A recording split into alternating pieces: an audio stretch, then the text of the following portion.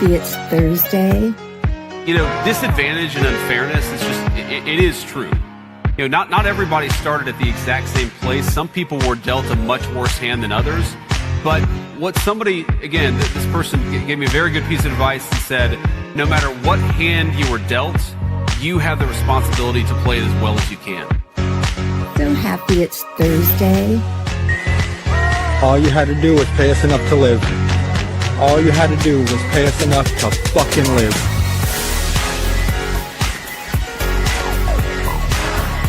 All you had to do was pay us enough to live. There goes your inventory. So happy it's Thursday.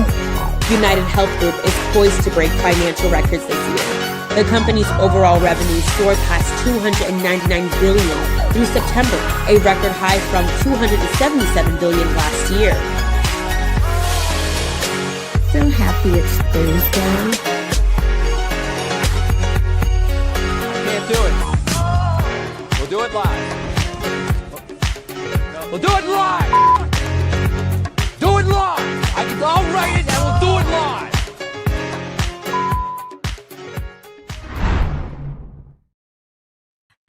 Hello, everybody. Welcome to the Fun Trip Pod with Lila and Pat. I, for one, am so happy it's Thursday.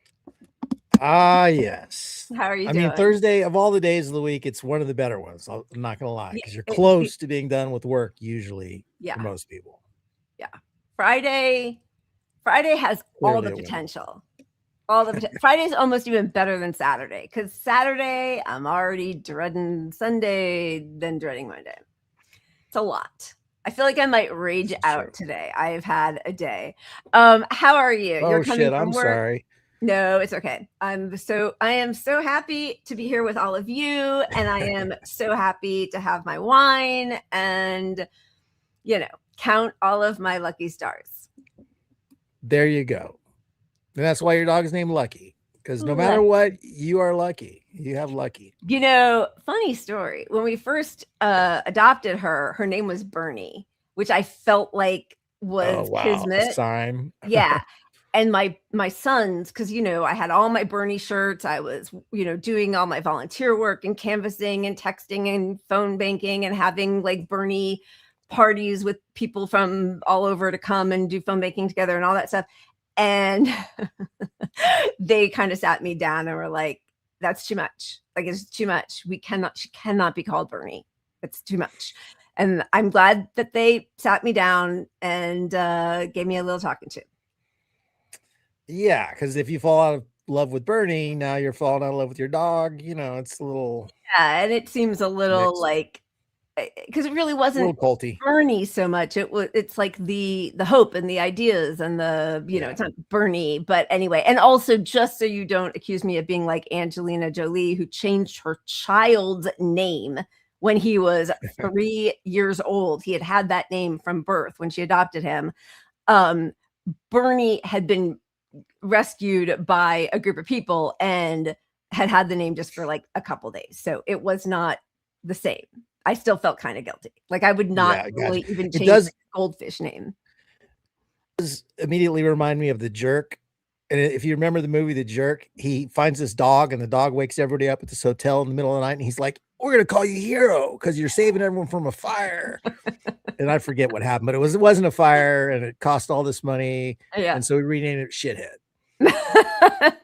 I could call her that many times. Yeah. Many times.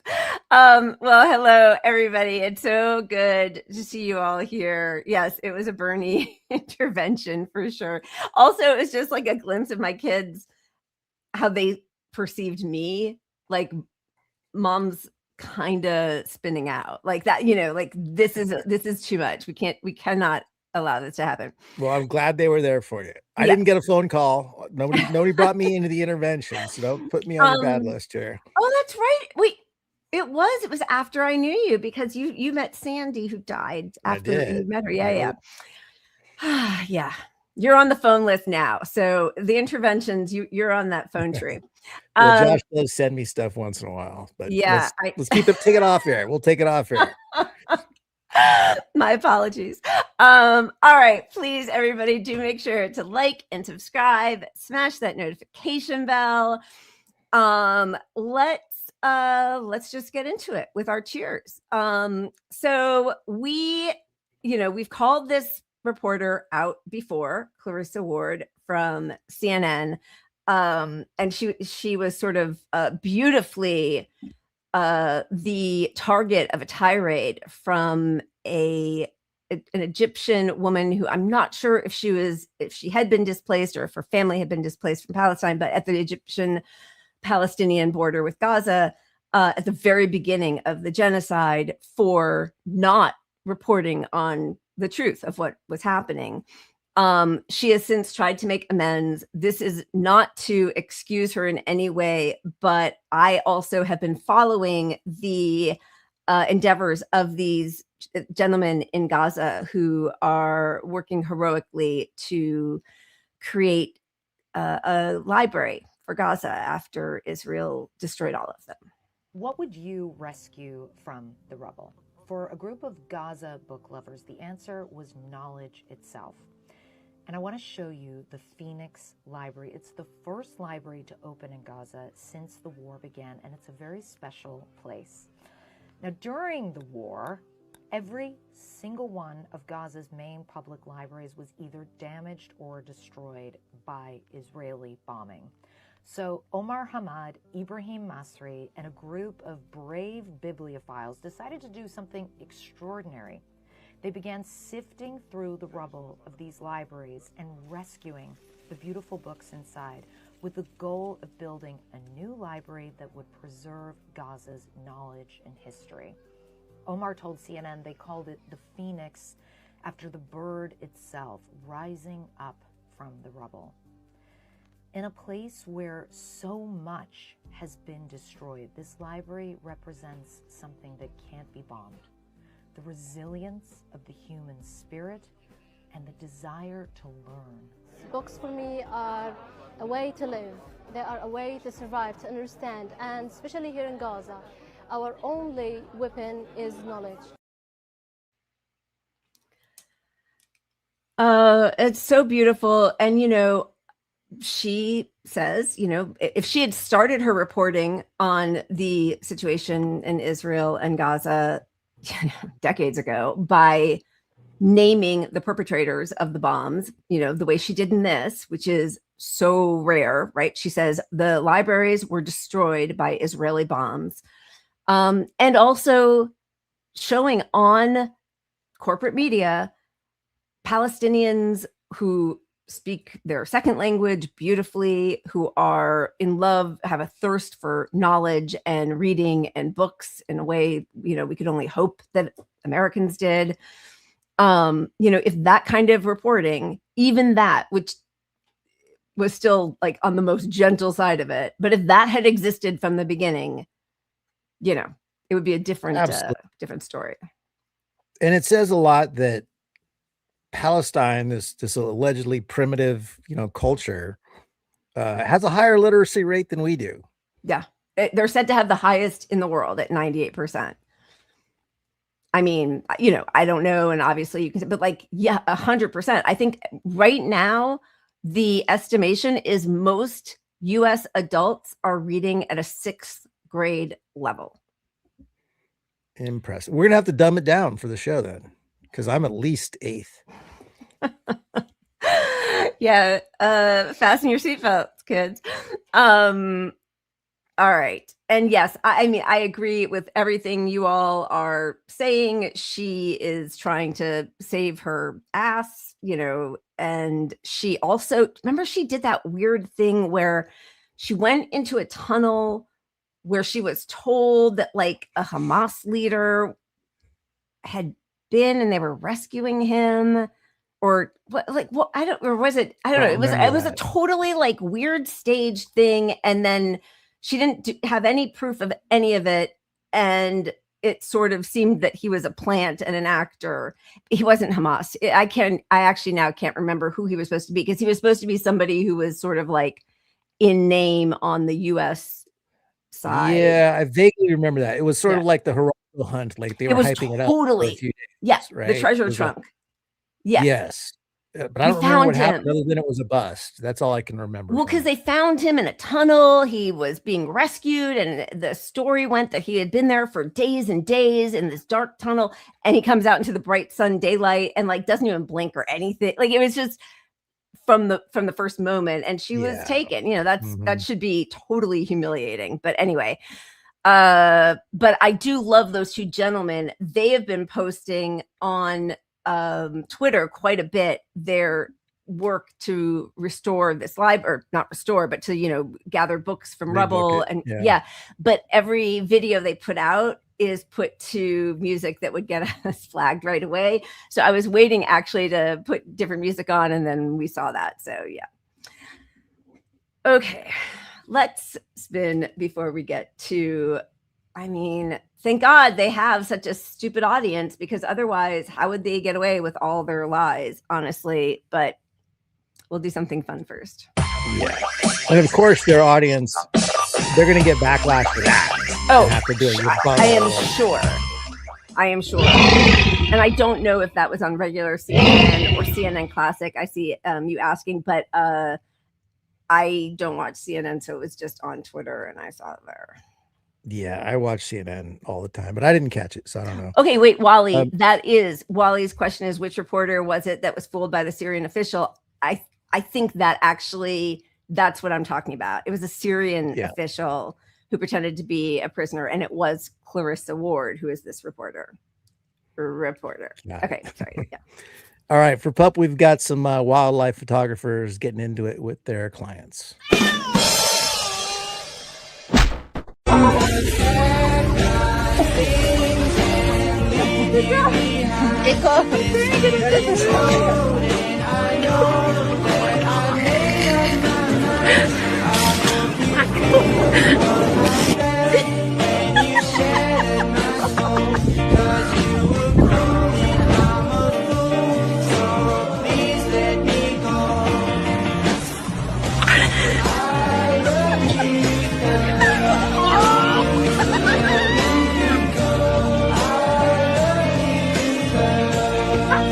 I guess that's a good thing.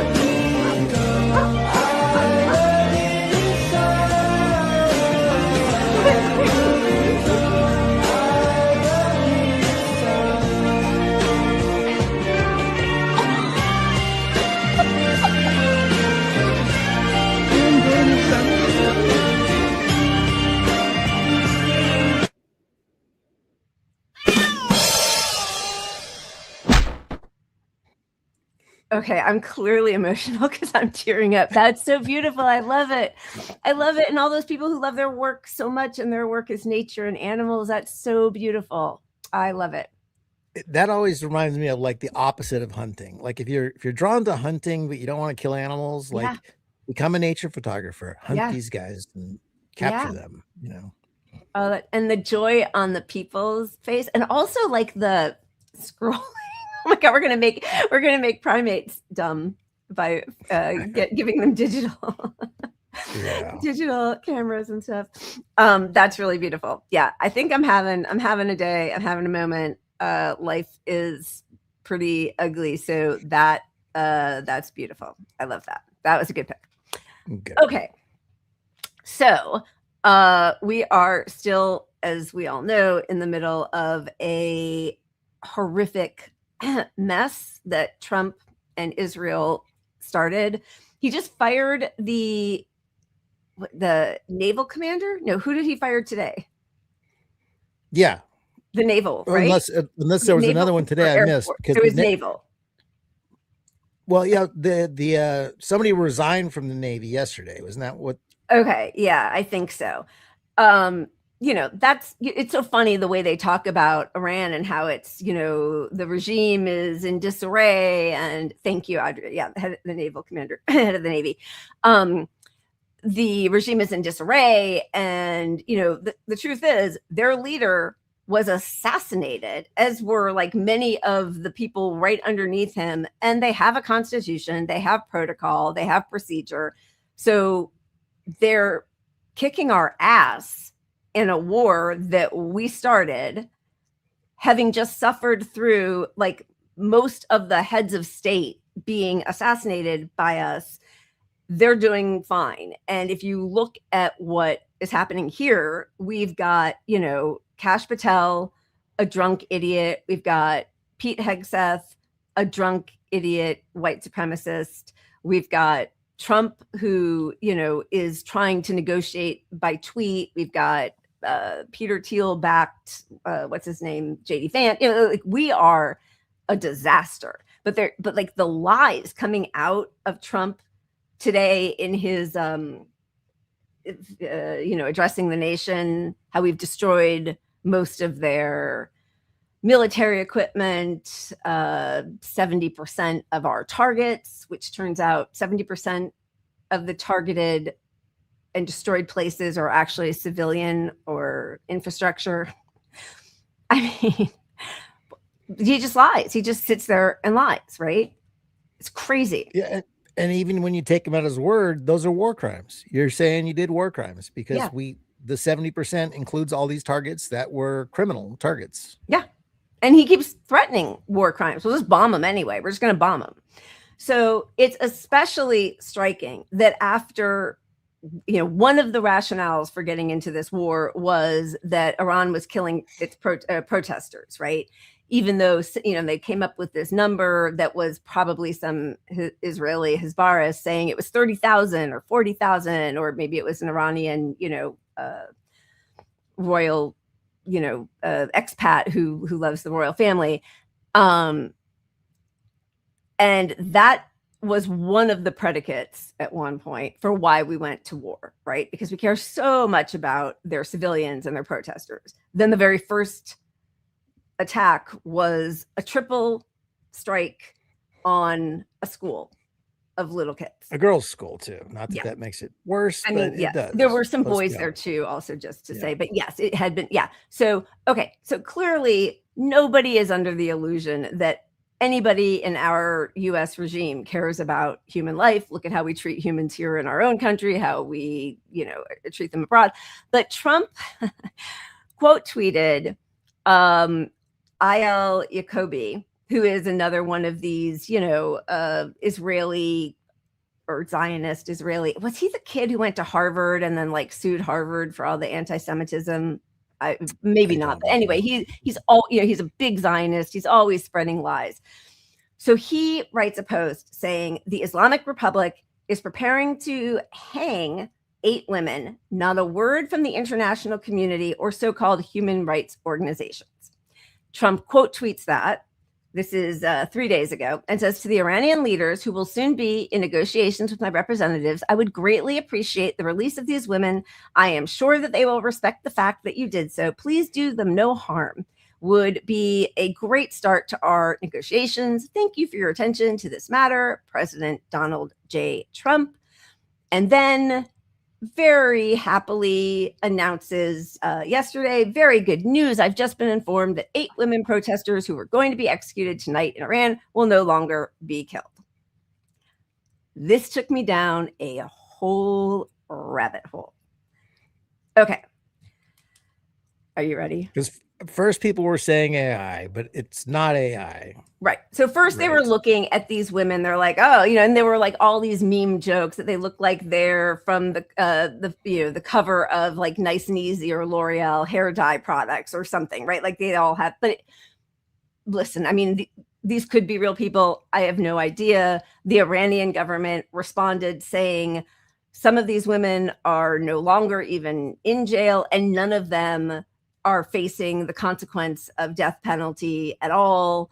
And this was all just, a big hoax, basically, that Trump fell for and used to try to show that he has these fantastic negotiating skills and, nobody's ever negotiated better.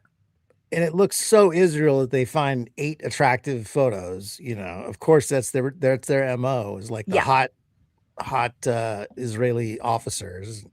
And even like I saw some people ask Grok, are these AI? And not that we have to put, that much, faith in Grok, or stock. But, it's something like, an 80% chance that these are AI. They're all like smooth skin. Everything is sort of like perfect, like model shot. But so then it took me to AI for Good. So AI for Good is an Israeli sort of like ex-IDF 80, Unit 8200, their spy unit, associate, like some people who had, some women primarily, I think, who had worked or who had served in Israeli military in the sort of like psychological warfare division of 8200, started this organization called AI for Good.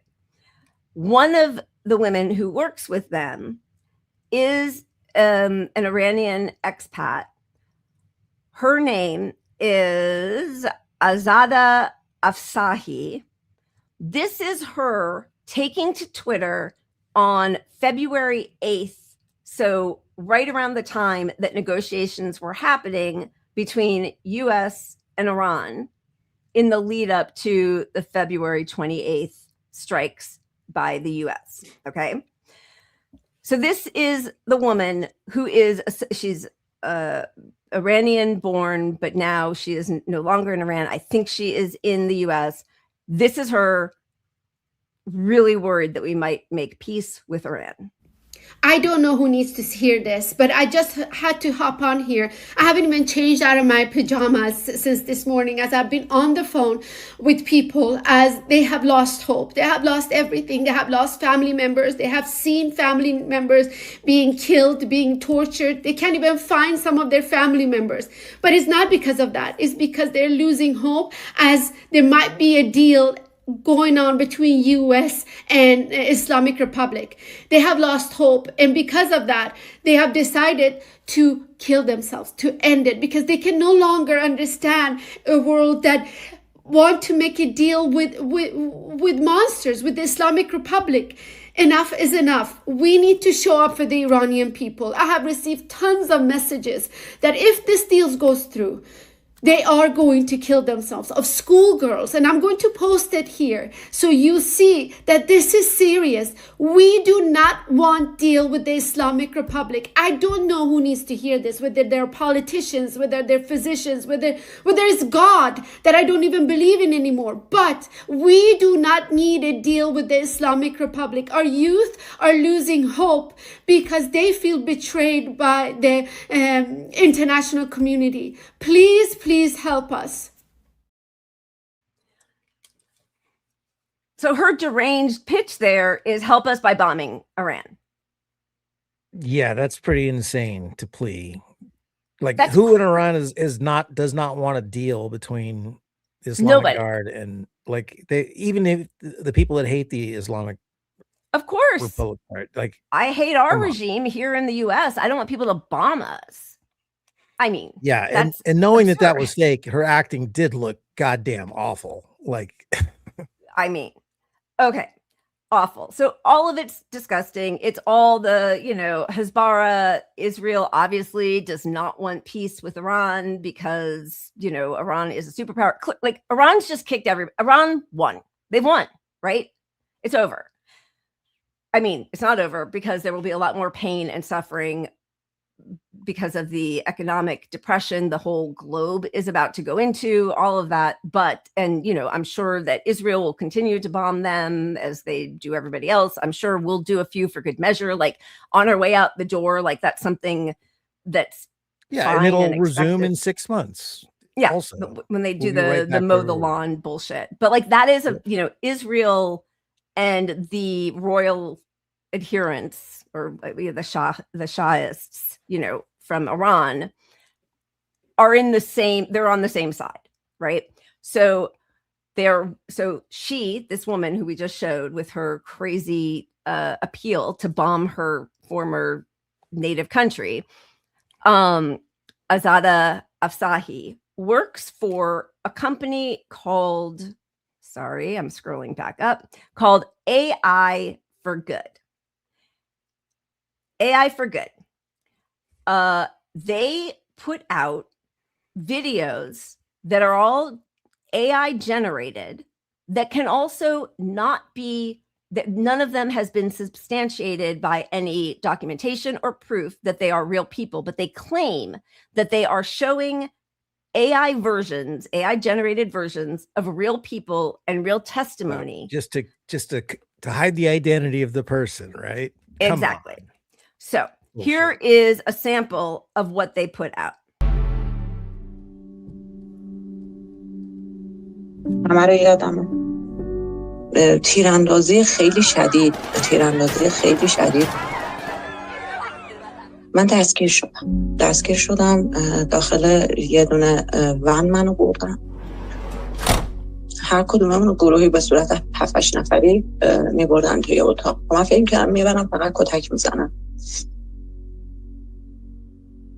7-8 نفر ما رو بردن به صورت گروهی به همون تجاوز میکردن وقتی در قوانین اسلام رو بخونی خب یعنی توی قرآن گفت شده که اگر به جای حمله بکنن و پیروز بشن میتونن به زن و دخترها و حتی پسر بچه ها تجاوز بکنن و این حلاله میگفتن که شما غنیمت جنگی هستین حتی یه خانم گفت من متأهلم آقا من شوهر دارم میگفت تو حلالی به من زمانی که اومدم بیرون از اونجا تو بحران روحی شدیدی بودم بعد بحران روحی خیلی خیلی شدید من 2 بار تصمیم به خودکشی گرفتم اینو انجام دادم ولی هر شب تصمیمشو داشتم This is just it's sickening. It is truly sick sickening. because it probably didn't happen to anybody in particular, but this is a totally fabricated story. The idea that you can't just get the same story and black out the face and change the voice like you used to, that still costs nothing to do. Exactly. And it's not like manipulative with, the tier. So all of that's AI generated. It's disgusting. And also the thing about, they say that they're allowed to, in cases of war, to rape. If that's true, I really would love somebody to show me proof because I have seen the actual head rabbi of the IDF saying those words, that it is fine if it helps the morale for the soldiers, right? That's, if it helps the morale, they can rape the terrorists and that he condones it. And obviously we've seen with, we've talked about it over and over and it is truly horrifying, but Israel actually does use rape as a weapon of war. There are doctor testimonies about patients coming to them with their lungs punctured, their intestines punctured, their ribs broken from foreign objects, including hot prods, like fire sticks, a fire extinguisher being set off in them, dogs being trained to rape them, men raping them, we all saw on camera, being raped with bottles and foreign objects. We have seen, seriously, for 2.5 years, testimony and actual evidence of that. And we've seen none of that coming out of Hamas, Hezbollah, Iran. None of them. Yeah, and it could be happening, but this allowance of using AI to manufacture emotion around something that you don't provide the evidence with as well is just ridiculous. And if you accept this one, well, then you're going to accept the next 100 that they send you. Yep. Like this should be criminal to do. It should be criminal to do. Okay, so Zainab, this was about Iranian National Guard. Sorry, I'm kind of spinning all over the place because it seems like there are Israeli Zionist propagandists who are now collaborating with the Shahist Iranians, right? So they have created this organization that is called AI for Good. So Could Network just did a report on it. The organizations, I'm way beyond it. Sorry. Okay. The leadership behind the initiative provides further insight into its strategic direction. Founder Shiran Lamdovsky Somak has openly discussed the power of AI to influence public perception In interviews with Israeli media, she emphasized the ability of technology to generate emotion and create large-scale engagement. She described these efforts as part of a broader struggle over global narratives. Closely linked to major Israeli and international institutions, collaborations have included organizations such as the Anti-Defamation League, Israel's Ministry of Diaspora Affairs, and networks directly associated with Unit 8200, Israel's elite military intelligence division. He who controls the past controls the future. He who controls the present controls the past. A line from 1984 by George Orwell sounds more realistic today than ever, Shiran Moldovsky-Somek wrote in a Hebrew op-ed published in Calculist. What if history could be rewritten at the touch of a button? What if any historical event, fact, or figure could change in an instant, she added. She explicitly says that used wisely, the technology can be used to combat disinformation and incitement directed at Israel, create positive narratives, and increase monitoring capabilities for hostile content distributed on social media, adding that Israel has the opportunity not only to survive, but also to lead the way in using advanced technologies to shape positive narratives and protect its future.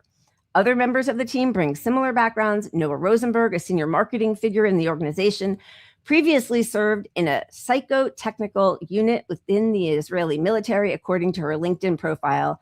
Another member, Tal Harare, works as a creative director and storyteller. On her LinkedIn profile, she describes her role as turning human stories into action and crafting narratives that move people at the intersection of storytelling, social change, and AI innovation. Yeah, it's just an extension of the Hasbara. It's the end justifies the means. Therefore, we can fabricate these stories, get them out on social media. It'll pull some heartstrings. Yep. But you can't find the real people in any of these stories or any documentation of those people at all. And yeah, like even if you had the AI case and you said this is Mary something, you make up a name, but you show the document of the prison thing or the you pull something to go with it, but no evidence. So we're supposed to believe this is not made up. No, it's all made up. I mean, and also, sure, there are cases, but of course, I mean, listen, anywhere there's war, there is sexual harassment, abuse, assault. Like there just is. And I mean, sorry, anywhere there are men, like that is a possibility because that's just a possibility. Yep. But to use it like, and this is who Iran is. And that they did this to protesters and that there's no, like they're not showing any evidence. And also, by the way, if they actually do care about women being victims, they're not showing any Palestinian women. They don't even list Palestinian women in the description on their website of women whom they want to fight for. Well, of course. So, what's her name? Shiran Moldovsky-Somek. She doesn't have Twitter, or she doesn't post on Twitter. She posts on Instagram, but she's locked her account. But somebody got this off of her account. I mean, she's, again, Hamas, an embodiment of pure evil, raped, slaughtered, and beheaded 1,300 people. The majority being civilians, and abducted 200 innocent souls. Women, children, babies, and the elderly were brutally taken from the sanctity of their homes and torn from their beds. So, I mean, she's just obviously, it's all the atrocity propaganda that was meant to justify, not that it would anyway, a genocide. And then here are partners of the AI for Good organization. It's all the worst outlets that we all know about. I don't see Zaka there, but it might as well be. It's Zaka level. Israel Hayom, that's Miriam Adelson's. She owns a majority stock in that. I mean, it is truly evil behavior. Absolutely. It's just, we can't accept this use of AI to present real things. It's just as inauthentic as possible, and it's a dangerous, slippery slope to push shit like this. It really is. And, I always come back to, I know I talk about it all the time, but one of my favorite movies that now, because of broadcast news, where, spoiler, I'm going to tell you why Holly Hunter has to leave William Hurt and loses all respect for him. But, he has a real tear, like truly has a tear, but the camera isn't on him when he's interviewing this woman. And so they decide we're just going to do the same part of the interview, but from her POV, so we can show his tear. So even though he did have a real tear, but then they reshoot it to make sure that it comes out on camera. And when she sees that, she's like sick to her stomach. That's it. That is like the worst thing that you could do, is to recreate an event and not actually just to make yourself part of the story, but also to like recreate event. We are so far from that. Yeah, not to go down the AI slope, but I watched this interview with a producer of some sort in Hollywood talking about how, it's not going to take jobs away. AI is not going to take jobs away. He's like, he cited a movie that they just shot, right? And he said, look, what we do is instead of shooting 30 takes, now we shoot 3, is what he said. First, I don't know who shoots 30 takes. That seems crazy. But he says, we just shoot 3 and we do the rest in AI because we've got the 3. And that leads us to what we need.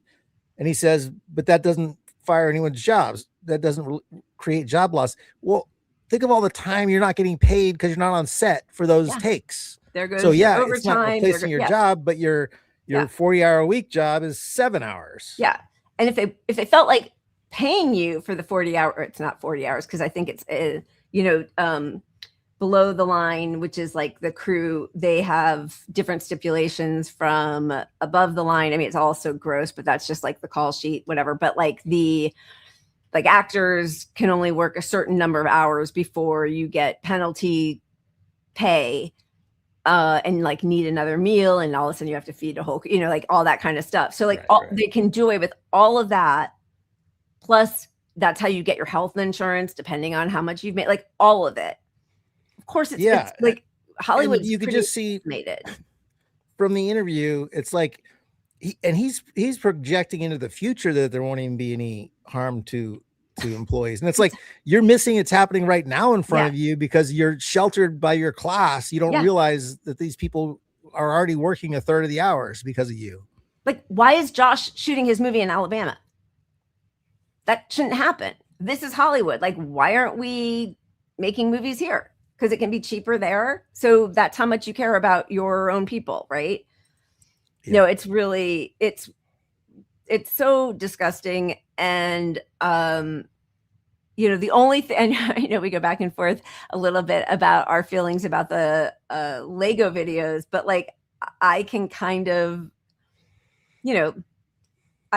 I understand why people are doing that. It gets a little much for me sometimes, but when it's educational, like they actually pack a lot of, real historic points in there or newsworthy items. So, but I still obviously wish it weren't AI, obviously. Absolutely. And I do think, look, there's some AI that's just going to be here. It's just the reality. And in a lot of ways, AI can be useful and beneficial to society at large. It can open up a small developer. Like, we wanted to start making AI things somehow for our show. We don't have people. Right. So, that's the potential value. It's just that without a contract to fix replacing jobs, without it hurting the environment, without all of that, any use of it is immoral, really. Yeah. It really, and it, what it's doing to actual workers, what it's doing to the environment, like all of it. Okay. So in the meantime, while they're spreading the false news, and again, I am not saying that no rapes happen. Of course, rapes happen. Of course, women are subjugated all over the world, right? Like, but this is so manipulative.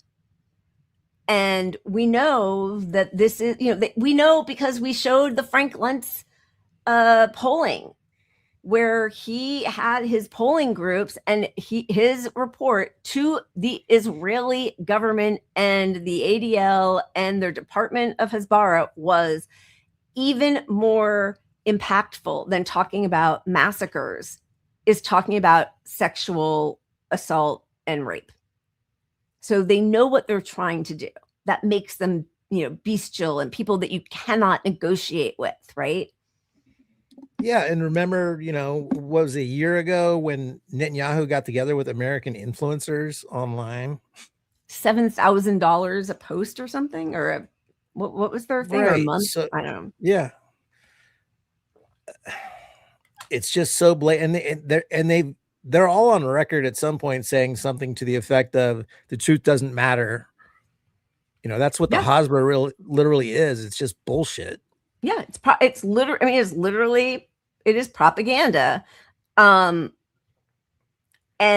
where's the one we talked about this? But this is so there. And again, like, why do we have so many former Israeli intelligence officers in our media running our organizations? Like, even Barak Ravid, who got his did he get a Pulitzer? He got some award last year for basically being a stenographer for the White House and the Israeli government. He would, he's the one who was always like, oh, breaking, Biden's really losing patience with Netanyahu again. It's like all that.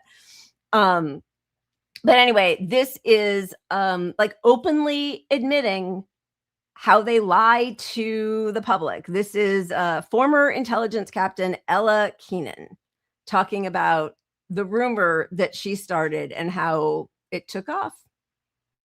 Hi, so my name is Ella Kenan. I'm a content creator, but I'm also the founder of an organization called Bright Mind. What we do is, let's call it digital assets that serve the Jewish people in a more strategic manner. We got to close to 3 billion views since the beginning of the war, completely organic. We work with communities of over 60,000 people around the world that make our content viral, but also help us report anti-Semitic rhetoric and fake news, and therefore take it down, and other actions that do serve the narrative. We also create content for non-Jewish influencers that collaborate with us, and we have all sorts of things. I'll elaborate later. I offer to try to set the agenda rather than responding. I think Israelis and Jews in general, we more tend to respond rather than to set the agenda and initiate. They say genocide, we explain why it's not a genocide. They say apartheid, we explain why it's not, right? So I offered Hamas is ISIS, and I offered why, and I gave a short 101 on how we can garner attention and traction around that narrative. And that worked. So in 3 to 4 days, it became the most viewed narrative online. It became viral for almost 3 months around the world, in some places even more.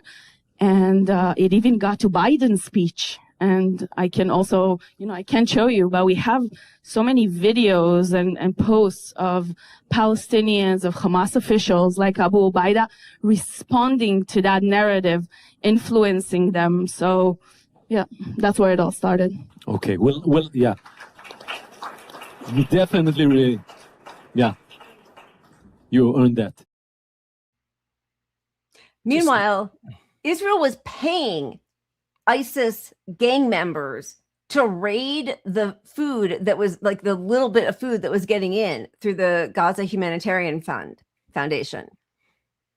It's just so ridiculous. And to be for her after she tells you we fight fake news and we make fake news and it's all organic, but we have our 60,000 people set up to push this stuff. Yeah, exactly. Organic. Okay. It's so organic. We lie. We create lies. We have people in all different countries and the highest echelons of administrations all over the world and in media outlets. And then our lies get all the way to the president. Like, that's how good we are at this stuff. And nobody calls us out on it. Not one media show has reported on this lie that the president spoke. That's how much control we have. I mean, very early on when they were talking about Hamas raiding the humanitarian aid that was coming into Gaza, and I think it was Electronic Intifada, I'm not entirely sure, but said, no, these are ex-ISIS members who are being paid by Israel to create havoc and steal the food. And then it ended up, of course, because like so far everything, I have not seen them have to retract anything. Same with drop site, and that turned out to be true. And they even they didn't explain that he was an ex-ISIS member until like page 3 way down in the 64th paragraph or something of the New York Times. But even there, it was confirmed. It was not Hamas members who were stealing the food. No, and this is while, our politicians like Hillary, for example, not that I consider her a politician, but they'll still blame us for we're naive Americans for believing the Palestinian propaganda. Well, we hear this stuff every day. Yeah. Yep. I mean, it's truly evil. Like, it's truly evil. And at the same time that Trump pretends to care about the women in Iran, and Israel is the most moral army who's killed over 300 journalists in Gaza. Now they have killed 8 Lebanese journalists in the last month. The most recent is the woman on the bottom left, Amal Khalil. They targeted yesterday targeted her. She got a message on WhatsApp. We know where you are. We will reach you. Leave if you want to keep your head on your shoulders. All right, my lady, you're moving from one village to another, but you still haven't gone to enough funerals or hospitals. There's a lot of grief and sorrow behind that smile you try to show on Twitter. Let's see what your answer will be. Is your house still standing, Anissa? I hope so. Second message, we know where you are and we will reach you when the time comes. Even though you're not important to us, in the end, we will take everything into account. I suggest you flee to Qatar or somewhere else if you want to keep your head connected to your shoulders. And the details of her assassination. So this is from Nadia Makaran Atala for The National. We spoke to reporter Zainab Faraj, who survived a triple tap attack that killed her colleague Amal Khalil. She described how an Israeli strike first hit a car ahead of them, killing 2 civilians before a second strike targeted their own vehicle, severely injuring Amal. Ms. Faraj said she helped her into an empty house where they lay wounded and terrified, waiting for help. A third Israeli strike then hit the building where they were hiding, collapsing it on top of them. Amal was gone and I was left alone. Throughout the ordeal, the journalists made repeated calls for help, but Israel prevented the Lebanese army and the Lebanese Red Cross from reaching them, informed sources said. So that's what they do to the truth. That's what they do. And as somebody said in the chat, what democracy? I bet Palantir helped find her. Yeah. You know it did. Of course. Because if you're a journalist, you're not committing pre-crimes. You're committing crimes to the Israeli army. That's right. That's right. And so that was through WhatsApp, which is supposed to be encrypted or like the safe way to do things.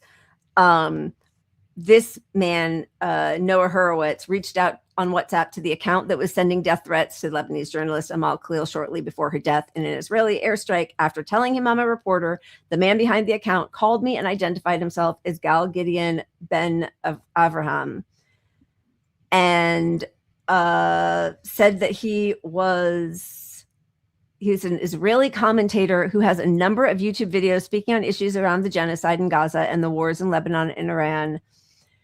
When the man behind this account called me, I asked him if he was aware that Khalil had just been found dead, and he said, that's great, before accusing Khalil of working for Hezbollah.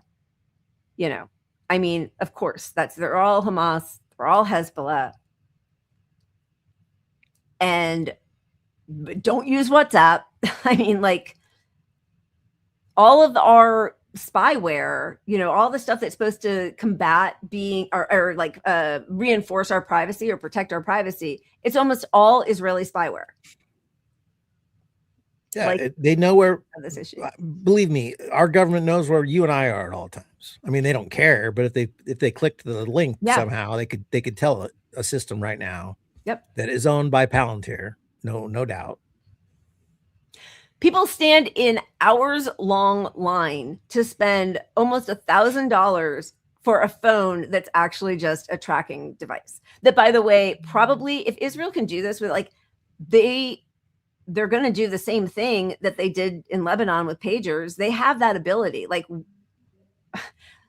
I mean, I think this is they are a terrorist nation, but the fact that nobody in our political realm is willing to fight against this and fight for our privacy is really terrifying. Like, it's all happened.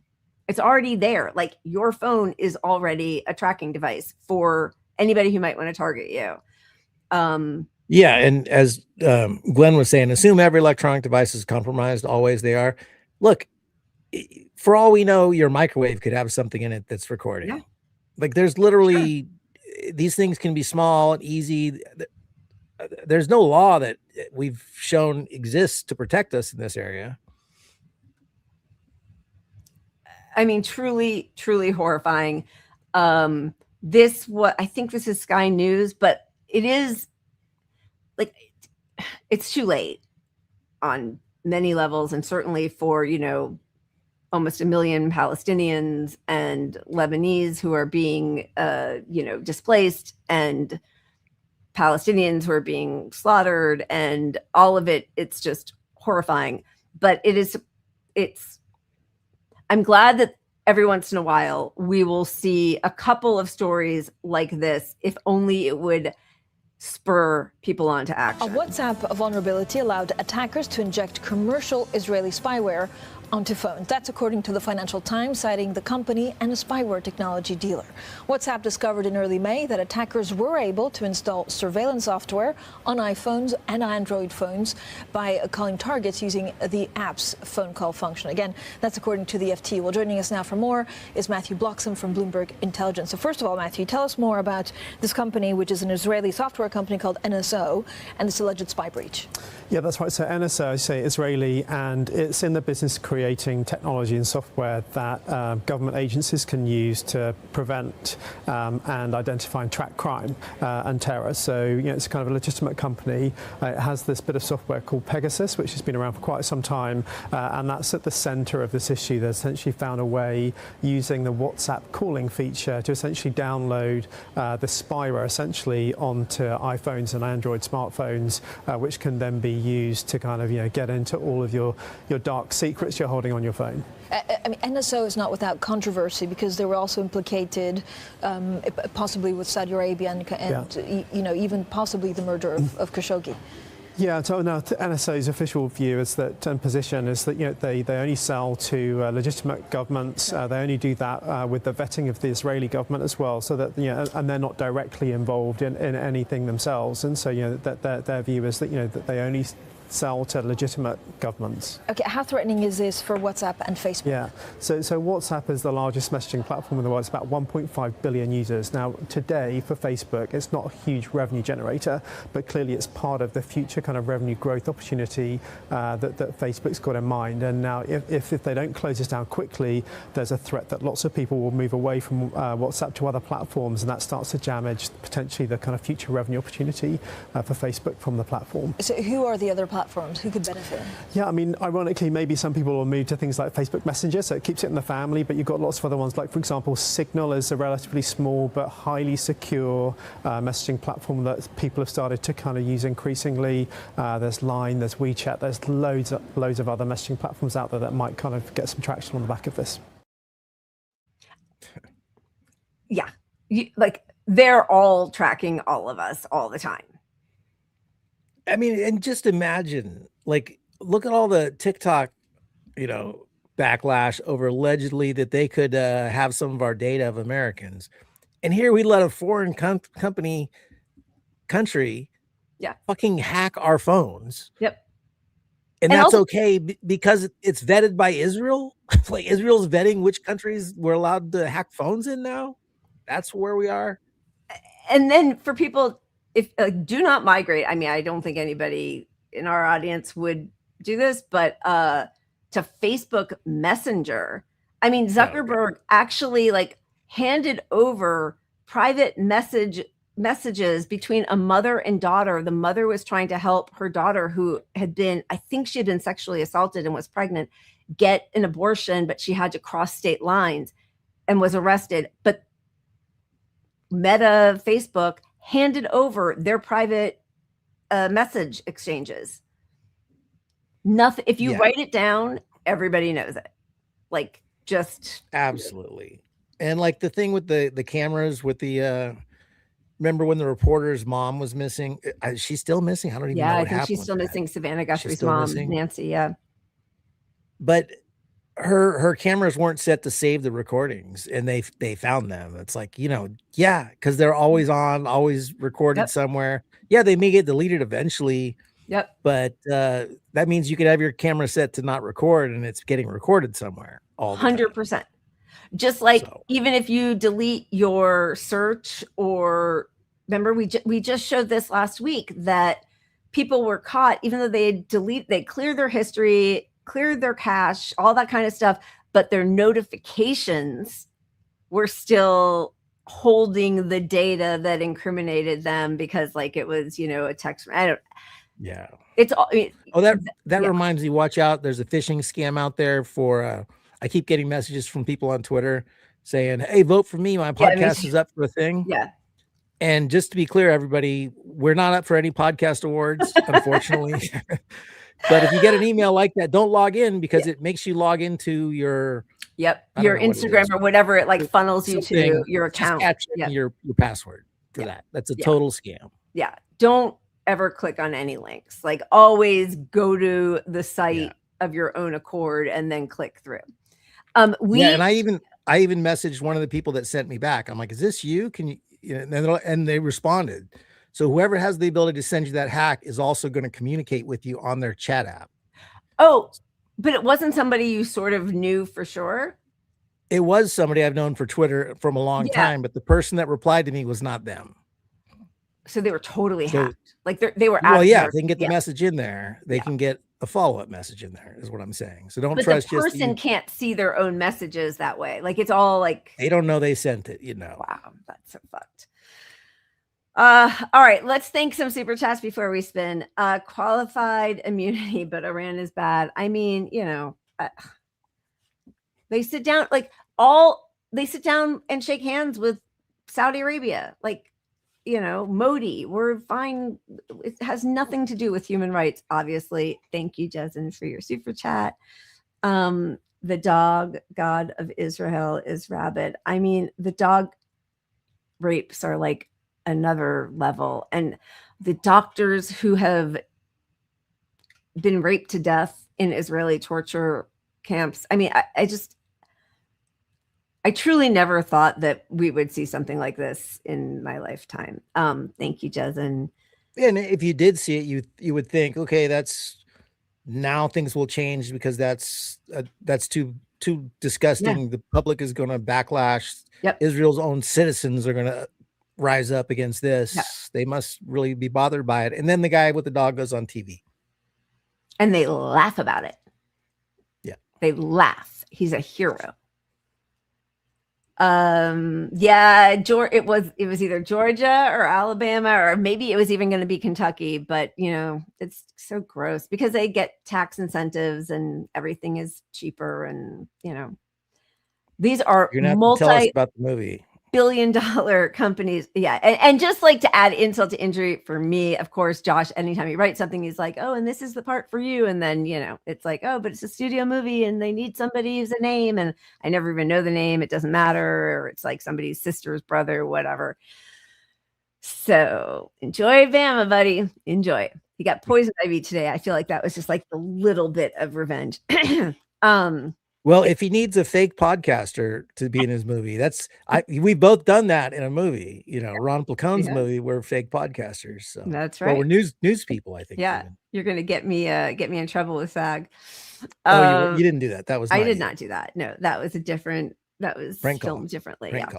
call. Thank you, Vendejo. The 7,000 Club failed. Nobody buying what AIPAC's selling. I mean, exactly right, which is amazing. Like, what other country has to invest in the propaganda to that level?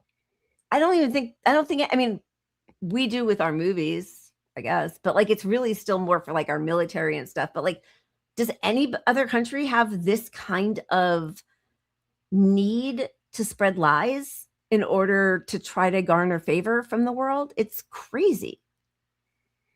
It's really just them. I mean, yeah, you could say we do a lot of bullshit to our own people to Right. propagandize us, but like they have a whole economy set up in every country of the world to promote Hasbro. Like they are just bullshit artists. Like, you know, you're doing some evil shit when you have to put that much money into defending your evil shit.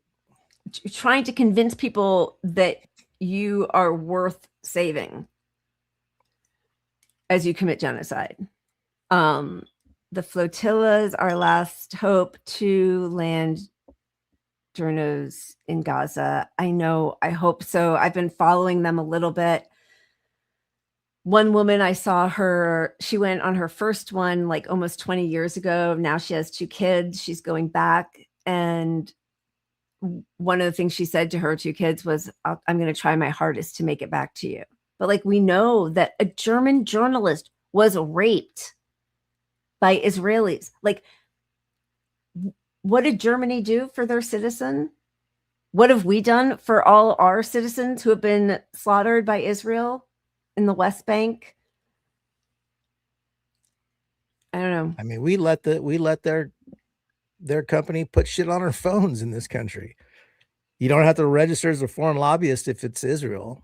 I mean, what is this partnership with this evil fucking country? When does it end? Truly obscene.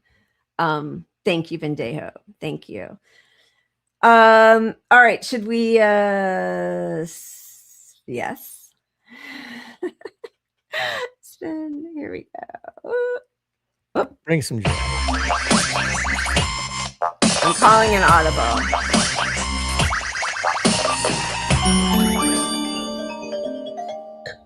All right, Pat. Choose it fast because I'm having a home situation and got it. I'm getting cheers. Called. Oops.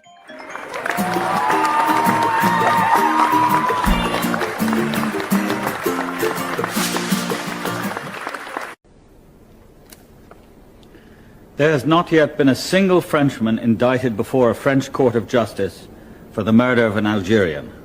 In Indochina, in Madagascar, or in the other colonies, the native has always known that he need expect nothing from the other side. The settler's work is to make even dreams of liberty impossible for the native. The native's work is to imagine all possible methods for destroying the settler.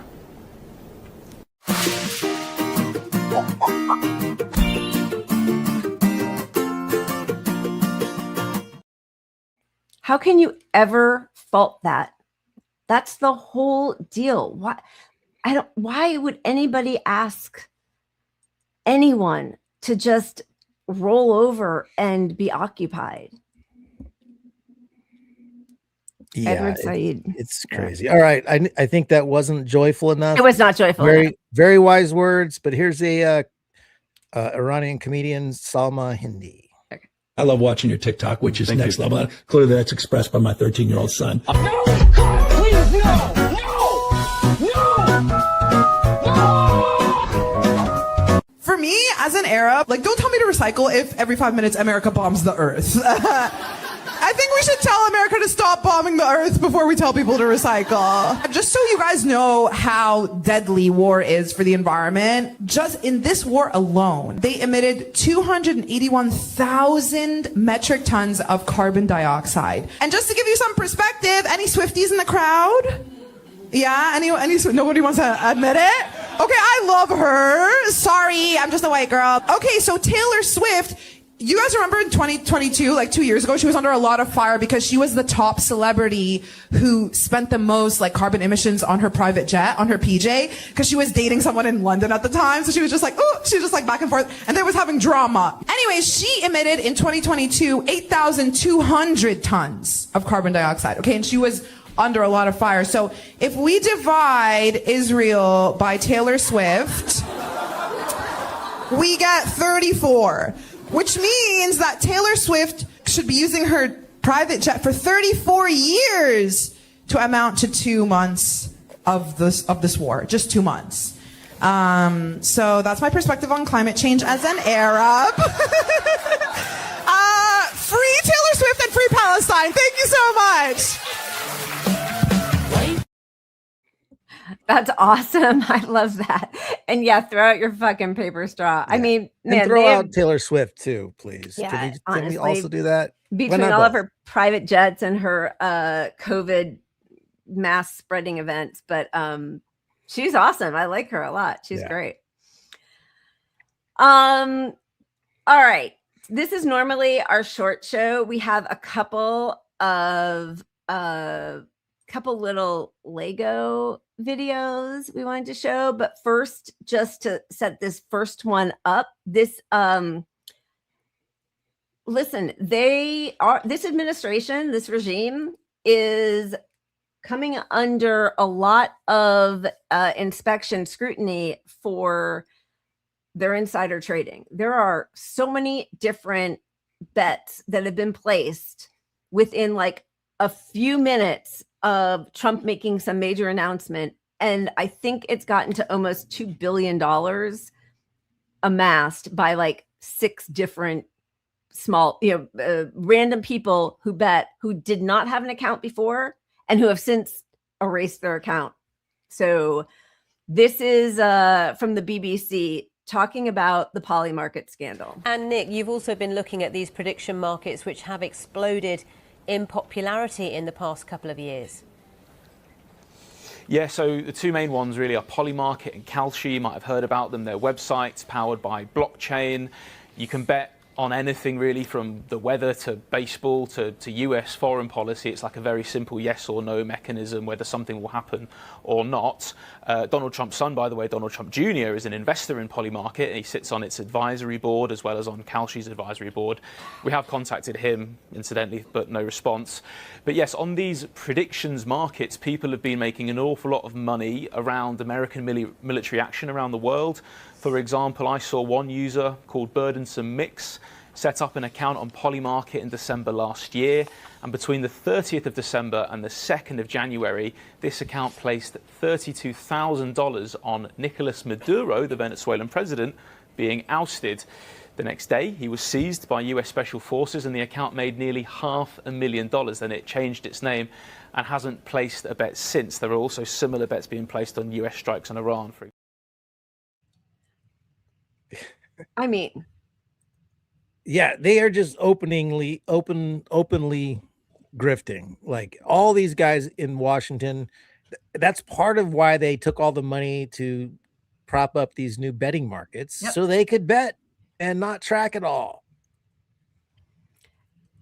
I mean, the first one that we showed that felt very clear was, I was about to call her Jen Psaki, Caroline Levitt, gets out right before whatever the time was. It was like an hour or 68 minutes or whatever the time of the bet said that the press conference would last. How long the press conference hour would last and 8 was the minutes bet. or something. Yeah.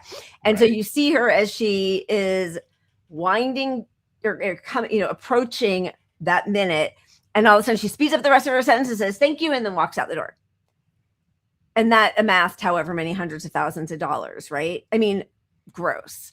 It's so gross. And they're so obvious about it. And they don't care because they get away with everything. The Bitcoin stuff. Like yesterday when we were showing, Kash Patel, who's a disaster, and the acting attorney general, Todd Blanche, they have not tried to prosecute a single rapist from Epstein's, cohort. All these betting accounts should have the people's names attached to them, so we could track who's betting what. Yeah. It's not that complicated. Put it out for the public. Everyone deserves to know. We're allowed to track people's stocks. Yep. But this system is hidden entirely. It's truly, truly gross. This is the Lego educational video for what's happening. 20 minutes, 7,990 lots, $760 million. Someone knew something. Who's on the phone, Dunny? Who's on the phone? 20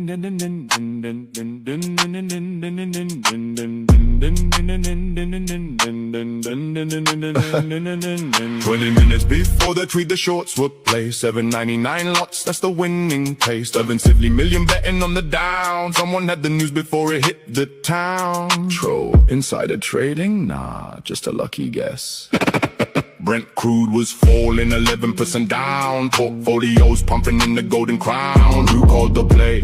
Who made the call? Same pattern every time. The writing's on the wall. 20 minutes before the tweet, the shorts were placed. 799, that's the winning taste. Payback. Florida says, give the money back. Soldiers starving in the sand, that's the real attack. March 23, 500 million short. 50 minutes later, Trump changed the sport. April 7, 950 more. Another short position walking through the door. Coincidence 3 times, come on man. Now Flores candidates screaming on the floor.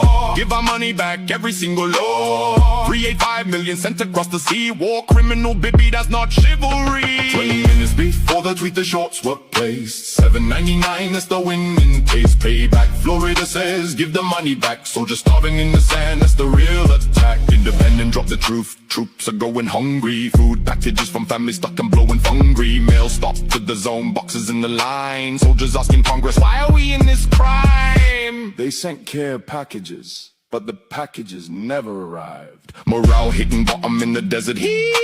Eating rations weekly, admitting defeat. While the shorts are making millions on the crude.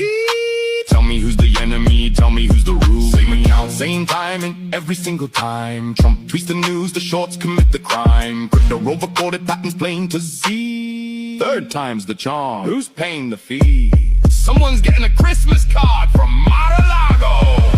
760 million reasons to question the game. When the man who starts the war gets the winning frame. Florid wants payback, baby, give the cooling. But the shorts already cashed out, nothing left to join. 20 minutes, train time. Same pattern, same pattern. 799, 760 million. 20 minutes before the tweet, the shorts were placed. 799, that's the winning taste. Payback, Florida says, give the money back. Soldiers starving in the sand, that's the real attack.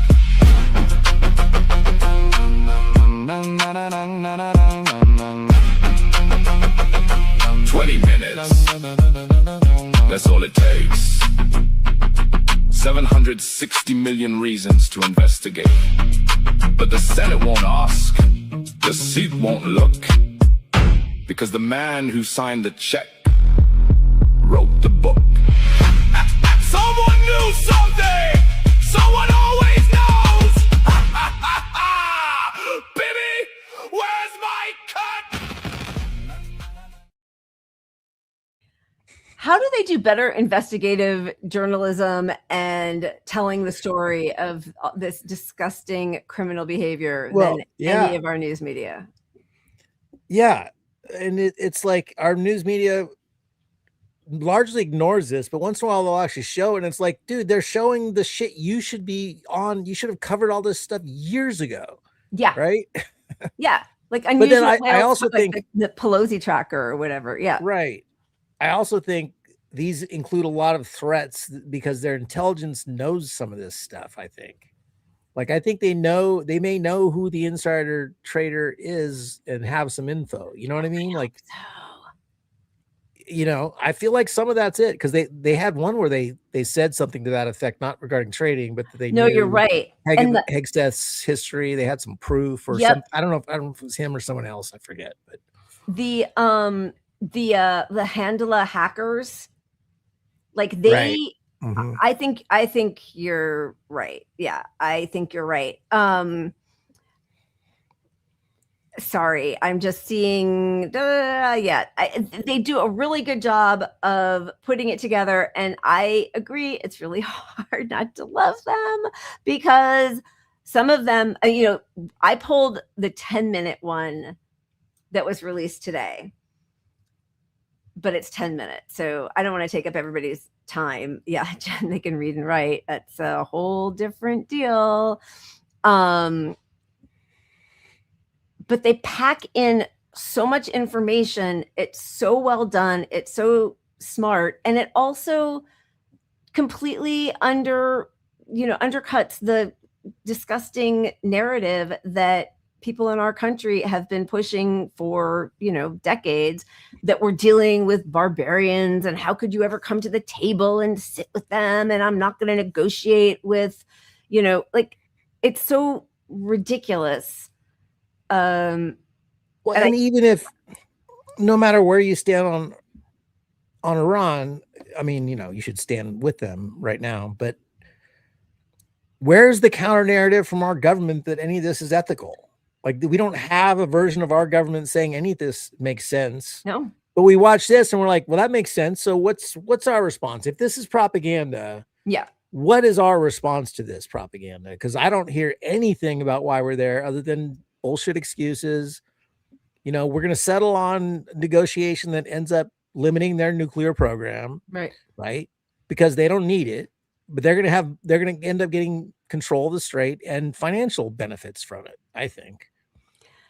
Oh, yeah. I think there's almost no question. Yeah. I mean, now Trump's talking about we're going to get in there and clear out all the mines, but the actual military people who are in the know say, if everything stopped right now, it would take at least 6 months to clear all the mines. We cannot take over the Strait of Hormuz. Just can't. Right. So they won. They won. They didn't need a nuclear bomb to win.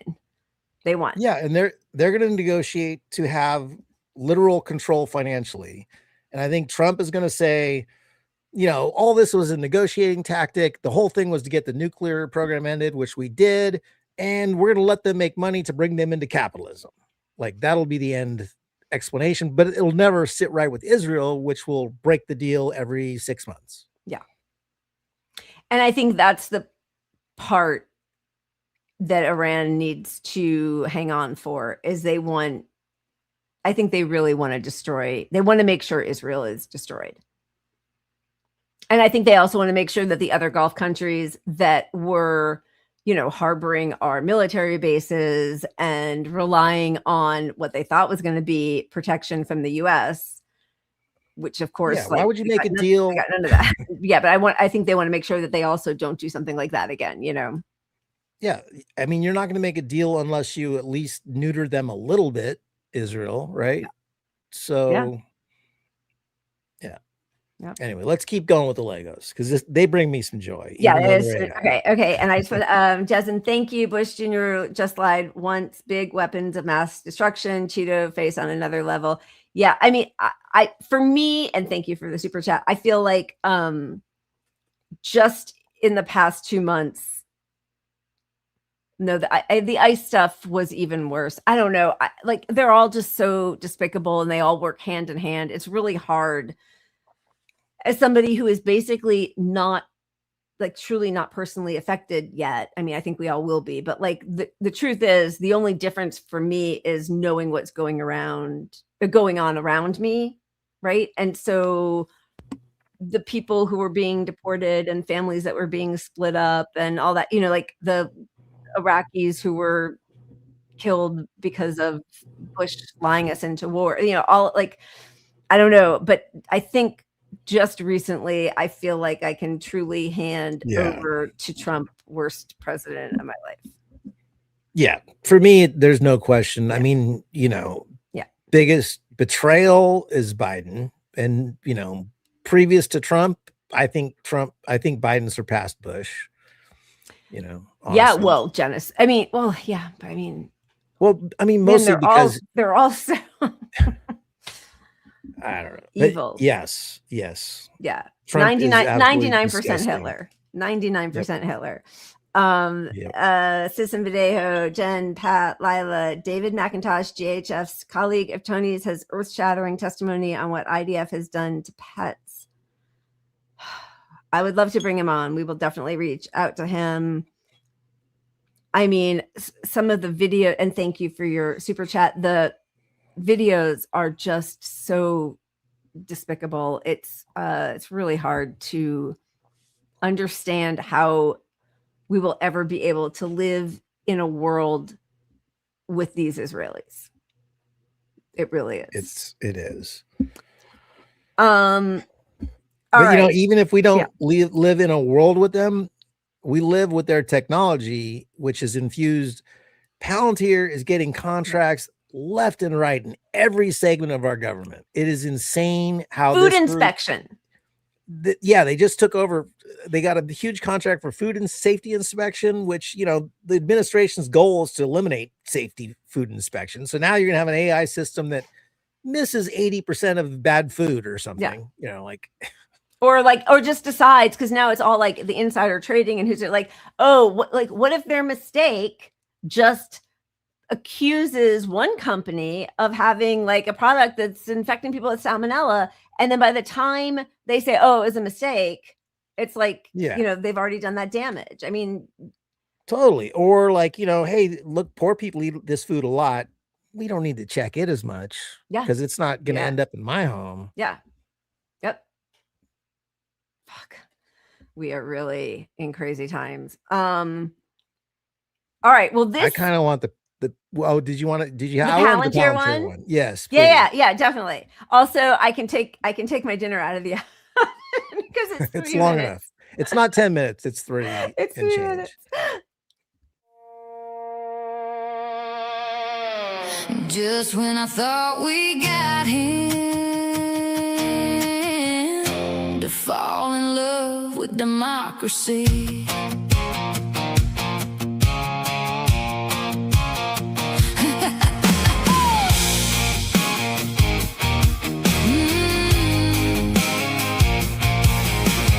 just when I thought we got him to fall in love with democracy, I should've known better than to take him back to Mar-a-Lago. Put him right back into Teal's arms. I wasn't a match for that kind of dark spark. He's from Palantir, I can tell by the way. He's two-stepping with the data all day, and judging by the smile that's written on his face, there's nothing we can do. It doesn't take a crystal ball to see the black horseman always finds a way to leave. Drinking venture capital all by myself. He's choosing apocalypse, I can tell. Well, I guess he forgot about the Constitution reign, them old privacy laws, the freedoms we used to sing. He always loved Amarillo by morning surveillance. I should have taken that as a warning. Last night the super database sealed the deal. Ice vans rolling while the contracts appeal. He's from Palantir, I can tell by the way. He's two-stepping with the data all day, and judging by the smile that's written on his face, there's nothing we can do. It doesn't take a crystal ball to see the black horseman always finds a way to leave. Drinking venture capital all by myself. He's choosing apocalypse, I can tell. Thought I might trust the tech bros again. I'll see how I feel now that you're building a digital ID. Boy, I never will. Epstein ties, Vance on the string, stock dump in the night. Palantir answered the call, it sealed the deal, right? Tit for tat with the false prophet Elon, Antichrist, Trump on the throne. Black horseman Teal weighing our souls on the scales alone. Regulation is the real Antichrist, he preaches in Rome, while his eye in the sky turns America to a panoptic can tell by the way he's two-stepping while the freedoms decay, judging by the power that's written on his face. There's nothing left to do. It doesn't take a crystal ball to see the black horseman's bringing the end for you and me. Drinking surveillance state all by myself. He's choosing apocalypse. I can tell. Palantir, Palantir, choosing the end. Palantir to the horsemen. I can tell.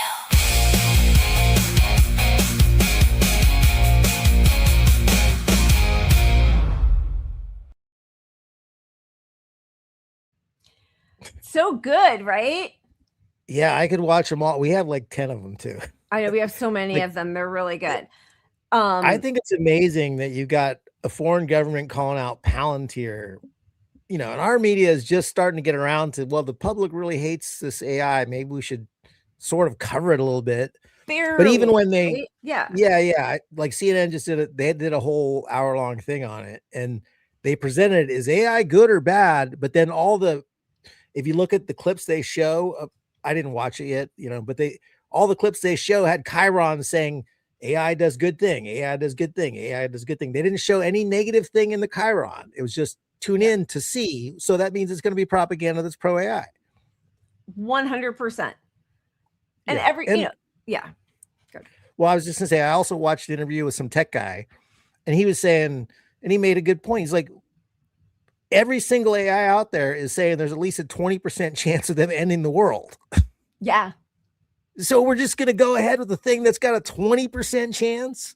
It's like that's what they're telling us. Sunken cost fallacy. Like, we've already put all this in. Plus, these are the good billionaires who are going to save us. I don't know. It's just crazy.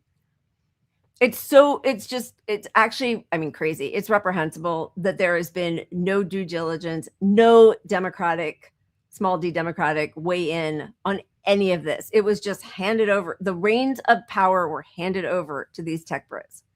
They were bought. That's where we're at. They were just bought. Okay, so this is a short little interview with some of the Lego creators that was interesting to just see who they are. Before agreeing to interview with me, they asked if I was in support of the US and Israel's war with Iran. This was my response. As a professional and impartial journalist, my duty is to report events as objectively as possible, without the interference of my personal opinions. As an Iranian, I would never welcome the destruction of my country. After another round of questions, these in English, we agreed to the group's first interview with an Iranian journalist and agreed to do the interview in Persian. Turns out Explosive Media is a small team of Gen Z creators. 18 to 25 years old, they say they all reside in Iran, and most have never left the country. Their spokesperson, who requested anonymity, said the initial goal of these videos was to show the outside world what Iranians are like: educated, culturally relevant, and funny. We know that the West has a bad perception of us. They don't know us at all. We wanted to break down this wall of censorship. We wanted to say that we're funny, funnier than you even. We understand culture and the arts, and we are incredibly educated. We know and understand your American culture well. You don't unfortunately know as much about our culture. We hope that you learn more about ours. That's the other thing. Yes, very well read, educated, and also, the US, because we're hegemonic nation, imperialist, all of the horrors that we've done, we haven't had to learn other cultures, other languages, other histories, and there's been a point of pride, that to me is very George W. Bush, in Texas, we call it swagger, whatever, that kind of shit. And in the end, we lose.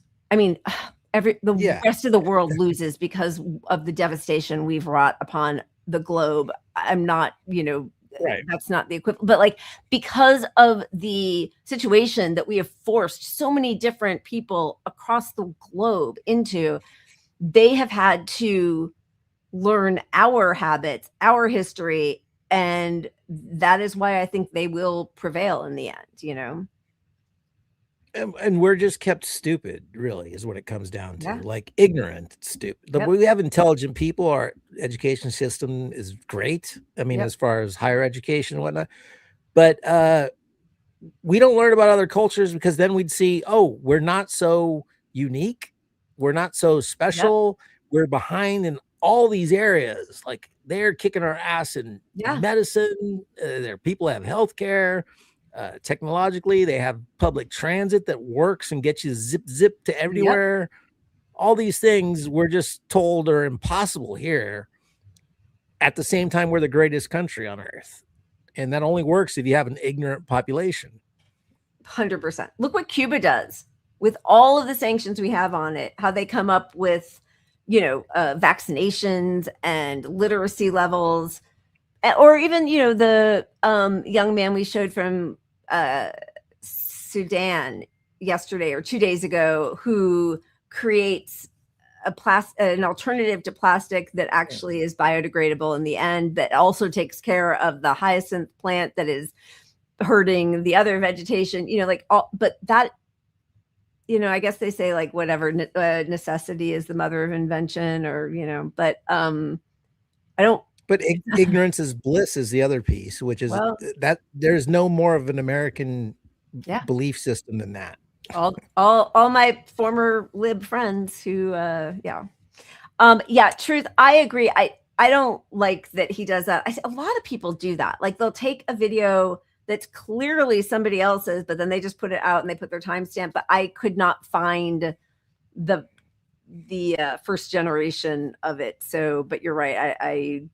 I don't love that he puts his name on other people's product.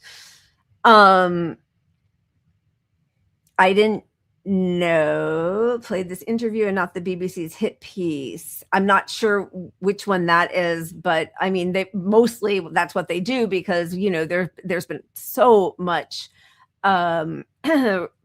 investigative reporting on the infiltration of the BBC by Israeli, you know, ex-Israeli IDF or 8,200 members, that they can't even, you know, use certain words, just like in our own US media, or every time they ever talk about anything that happens to Palestinians, they have to bring up October 7th, and you can't mention ceasefire, or you have to create a new definition of ceasefire, you know.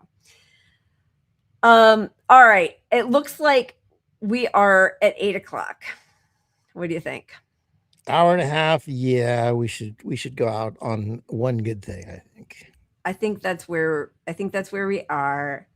You guys are awesome. There are so many, and we'll call through them because I will say not all of the, I mean, like they're amazing overall, but like I went through like 5 today. I was like, the beat's not great. Like I've gotten really picky now with the Lego videos.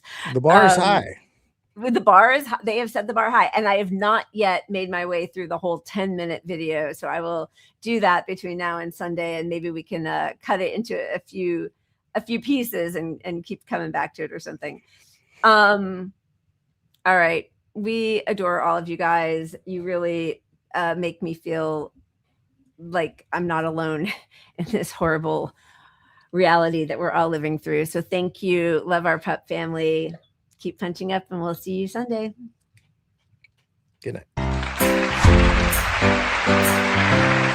We've all been seeing all over the news, ISIS terrorizing our communities. We've seen ICE kidnapping women and children, family from the streets. We've seen them killing American citizens. As nurses, the communities they're terrorizing, those are our patients, those are our neighbors that we advocate for on a daily basis. We came from all over the country to send a clear message to Congress, and that is to abolish ICE. They're taking resources from our hospitals, and they're giving that to ICE. They're taking away SNAP benefits from families, and they're giving those resources to ICE. Those are all things that our patients need to survive and get by. Those are all things we all need to survive and get by. They're using all of that money to militarize, barely train individuals with masks on their face that are doing all of these things. Those money could be going back to community hospital. I'm a community hospital nurse. We're constantly under the race of services being cut back, whether it is maternity or whether it is surgical services. We want people to feel secure when they come to the hospital and when they need care. So that's why we're trying to make it very clear that we want ICE to be abolished. Gonna ask what everybody else is asking. Why is it you always have money for war, but you can't feed us? Why can't you give us Medicare for all? Why can't you give us health insurance? We need to send a very loud and clear message to this administration that we're done. We want our needs to be met. I'm an immigrant. I came to this country escaping a war, kind of like one of the ones that was started in Iran. I came to this country, I became a United States citizen. We come here to be a part of this country. In just a short period of time, we're watching all of that fade away. And it's up to the American people to decide whether they want that to stop.